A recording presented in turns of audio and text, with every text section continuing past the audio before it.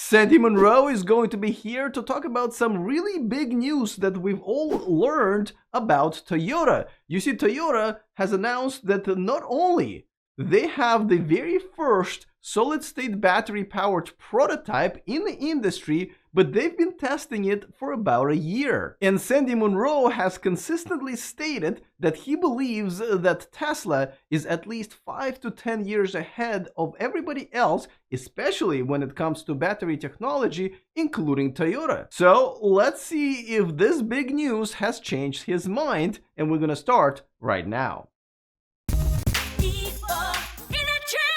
Welcome to E4 Electric. Don't forget to click on that subscribe button and the bell notification icon so you don't miss all of Sandy's upcoming appearances, which usually happen about once a month, plus all the exciting electric car news every week on this channel moving forward. So I'm going to talk to Sandy about this huge Toyota news, but we are also going to talk about where the battery technology is going. Are the solid-state batteries the holy grail of the electric car technology, or is there something beyond that? All of this is coming up in just 1 minute, but before that, a quick reminder that this video is brought to you by the Volkswagen ID.4 EV, which I am now a proud owner of. In addition to all of the gadgets and perks, it comes with 3 years of unlimited charging at over 500 Electrify America DC fast chargers here in the United States. See if you love the ID.4 as much as I do by exploring the link in the description of this video. All right, Sandy, once again, we're back talking about Toyota. I know we kind of role-played a couple of months ago. I put you in charge of Toyota for 20 minutes and something really good came out of it, right? Plasma kinetics. But, you know, this month, another pretty big news coming out of Toyota. They are claiming that they're actually testing in a prototype car solid-state batteries. Are you surprised? No. I'm not surprised that Toyota would have backup plans. Toyota, the first time that I went to Toyota when I was working for Ford, we walked in on a meeting, or I was invited to a meeting with mostly VPs. So to give you an idea, these VPs would have been at a level 20, and I was a level 8. So I was definitely the low man in that meeting. And one of the things that I thought was really, really interesting about Toyota was that they had, like at Ford, we had a 1, a 3, and a 5-year plan, and Toyota had a 100-year plan. A 100-year plan? Wow. How do you do that? So anyways, it doesn't surprise me that Toyota would have been working on something that would have given them the ability to keep up no matter what. So they put their big money on fuel cells and hydrogen. They had the hybrid stuff in the background. They were hoping for ICE to continue on, but it wouldn't surprise me that they had something going on with, it's not probably solid state, it's probably semi-solid state as well. Nobody's really come up with anything that's real, true solid state, except for the guys in Montreal, the blue. They've got something that's real solid state, but you got to heat it up to 180 degrees Fahrenheit. And not too many people want that. And it's only good for buses and things like that. All right.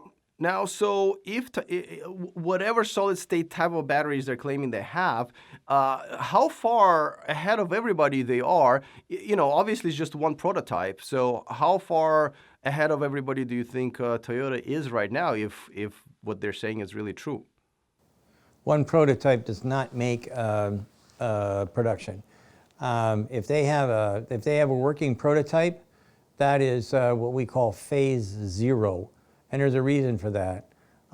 Phase 0, you can make almost anything work in the lab, but if you want to win, then you have to go through the first phase, which is basically proving that the technology will work under all conditions and that it can actually be produced at scale. That's actually phase 2 is scale. But they got a long ways to go to catch up. So don't look at this as something that's going to come into the marketplace here in the next 10 minutes or so. All right, well, when do you think, okay, so if a company is testing a battery like this, the new technology, when do you think it's reasonable to assume they might actually go in production on a mass scale? On a mass scale, anywhere from 5 to 10 years. You'll see, cars running around with, it's like the 4680. How long have we been waiting for the 4680? Well, people have been talking about it for at least 10 years. Toyota came out on Battery Day last year talking a little bit about it. They thought that they were going to ramp up because they had already gone through phase 1, 2, and 3. They were into phase 4, which is, start of production, and they're still not there. And the reason they're not there is because they found out it's a lot harder to do what they thought they were going to do than they could believe. And so consequently, they're a little behind the 8-ball. And I've heard that lots of Tesla product is being pushed back further and further because it takes a long time to try and ramp up to the kind of production rates that they're going to need in order to make the Tesla 3, the Y, the X, the Plaid, all these. They're struggling, and that's why I just heard recently that if you go with the Chinese battery pack, they'll give you 10 grand off. Or no, not 10 grand. Sorry, that's a wrong thing. You can have your car in a month instead of 3 months. So it's a big deal. Ramping up production like this is a big deal. And a lot of money. Yeah. Now, I know, obviously QuantumScape is the company that we all, know ahead of a lot of others. Yeah. If where we know where QuantumScape is, it looks like we know where Toyota is. Compare the two. Is Toyota, far ahead of QuantumScape, or QuantumScape is going in the right direction as well? I'm going to tell you that I haven't seen anything from Toyota, but if they have just a prototype, then what you're looking at is QuantumScape is probably going to be into production. I think they said they wanted to be in production in 3 years, and the best that Tesla could probably do is 5 years. Toyota could do is 5 years. And as far as solid-state batteries, solid power is also one that you should keep on the radar. They claim that they're ready to go to heavy production like right now, and I've never seen their product. I didn't get an invitation from them. I'd like to go down and see what they've got, but a lot of people, if whatever it is that they're coming to the market with, if it isn't quite ready for prime time, they definitely don't want to see me, not unless, and that's happening as well. I mean, some people are coming up with, hey, we want you to be working on our project, but we don't want you talking about it in the press, and that's where we really make money. Believe it or not, you can't make enough money for bubble gum here on YouTube. But the real thing is that this is a good marketing tool for us in new projects. Yeah. So, let's talk about then going in production with something, very new like solid-state batteries. What are the challenges? Why it is, as you say, 5 to 10 years from now to actually not just develop it, but scale the production? What are the things that the manufacturers will struggle with? Some of the stuff is going to have to do with just the environment it has to live in. So hot and cold, wet, dry, those kinds of things all have to be tested in the labs, and then you have to test them in a true environment. So that's why they have a thing called the Phoenix test. You actually take product out there and you see what happens when it's trying to live in a harsh environment. Then you've got the cold testing and whatnot. That's usually done in really freezing cold parts of the either the United States or Canada. Normally they like to go as far north as they can, so they go up to Yellowknife or someplace in the Yukon where it's incredibly cold, no light and whatnot. That's kind of like what they like to test in. Then you go and try and test it in the jungles for humidity and things like that. There's a lot of different tests that have to go through, and those are just the natural ones. Then you've also got cycling tests. How many times can I, charge this thing and discharge it? What happens when, for instance, one of the biggest problems with the old style batteries was if you ran an iron bar through it, they blew up instantly.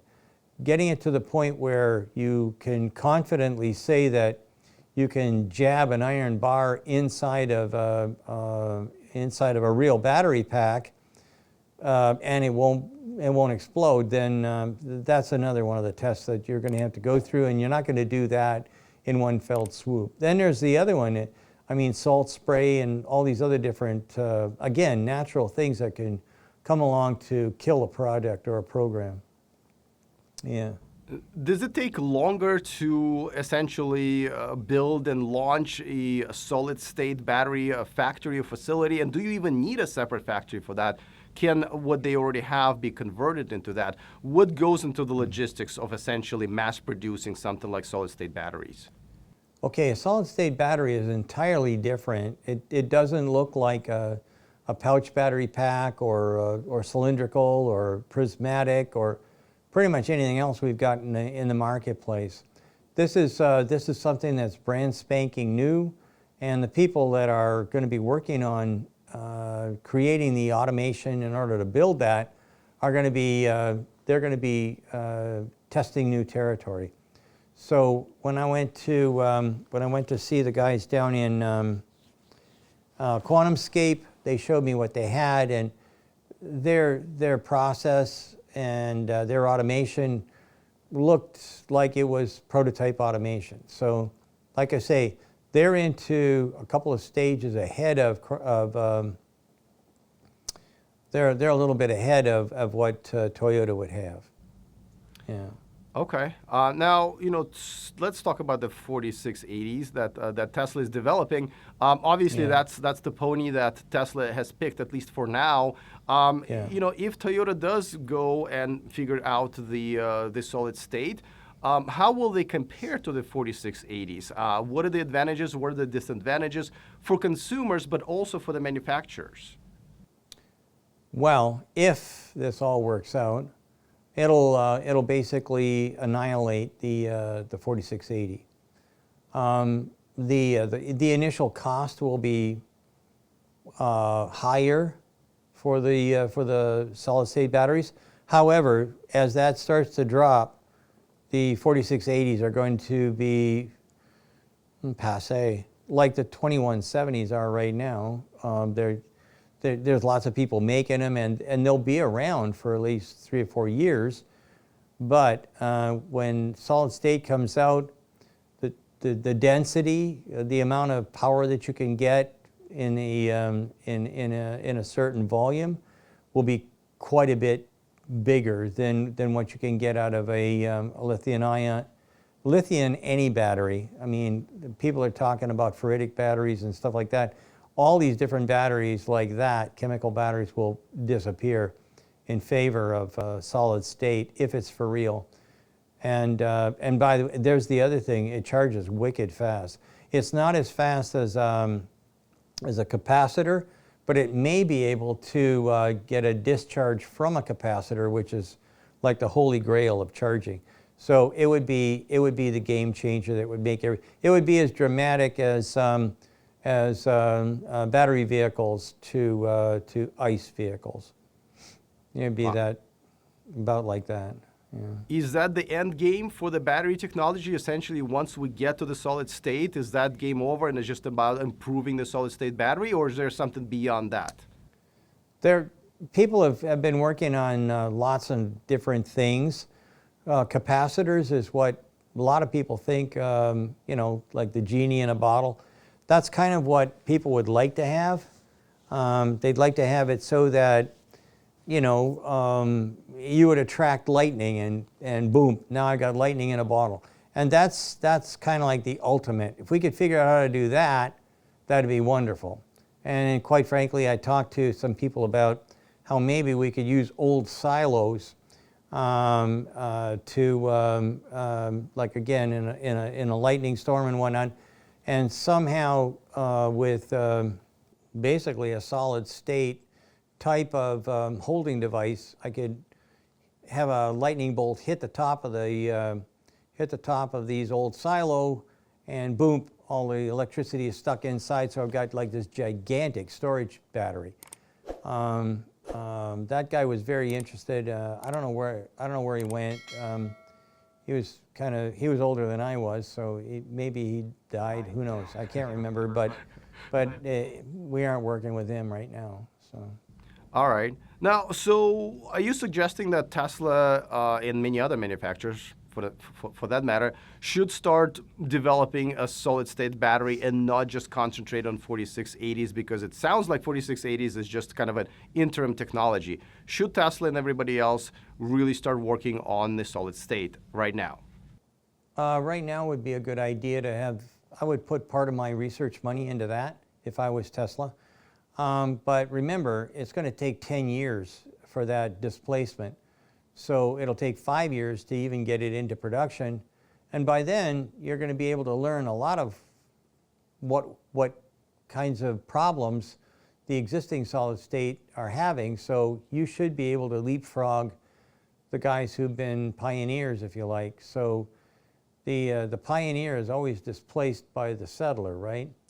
The pioneer may get all the land and maybe traps a few beavers or something like that, and makes a living at it. But the longer that he's on that land, the more he starts to become a settler. And then other people come in and they say, hey, pioneer, you want to sell some of that? Sure. He sells part and then goes and moves to Florida. That's kind of like the way it works. And that's kind of what I expect will happen. And along the way, you're going to have other combinations of materials or new chemistries, and then things will progress. But they'll progress much faster after the first guy is into the market. Looks like every circle of life ends in Florida. It does somehow, yeah. And here, Ponce de Leon, he thought, hey, if I go to Florida, I'm going to live forever. That's where he thought the fountain of youth was, but he was 100% diametrically opposite. That's where you go to die. So that's why I get, every time somebody even says Florida, my eye starts twitching and stuff like that. I don't want to. I don't want to go to Florida. All right. It's kind of like farm up the state. All right. So now, a lot of people commented. I have to ask, what's going on with a bucket of biscottis there behind you? Almost in every video, it seems like it's there. Is that what's going on with that? Well, yeah, and I'm not sure. As you can see, there's no biscottis left in here. So Kim does not love us anymore. Kim usually fills these up with biscottis or ginger snaps. Oh, she's got a box of ginger snaps. Okay, fine. So it's either biscotti or ginger snaps that are in here. I'll leave the lid off just in case she wants to fill it up. So. Yeah. Watch all of your fans now send you boxes of biscottis. I'll take them. Hey, anything that's free is for me. Yeah. That's for sure. And I love biscottis. Unfortunately, getting across the border is kind of tough. But Windsor used to have a place called Stella's Market, and they had the best biscottis on the planet. And everything came direct from Italy. There's a lot of Italians in Windsor, like about, 1/3 Chinese, 1/3 Italians, and then the rest of us. So it's kind of how it worked. All right. Well, that explains it. I think now the audience will move on and to something else that's in the background this time around. I'm looking forward to those comments. So, but all right. Well, listen. As always, Toyota gives us a lot of topics, and hopefully we'll be talking something else that gets them closer to the electrification next time. But for now, thanks once again for joining me, and I will see you next month. And you will. I'll be here.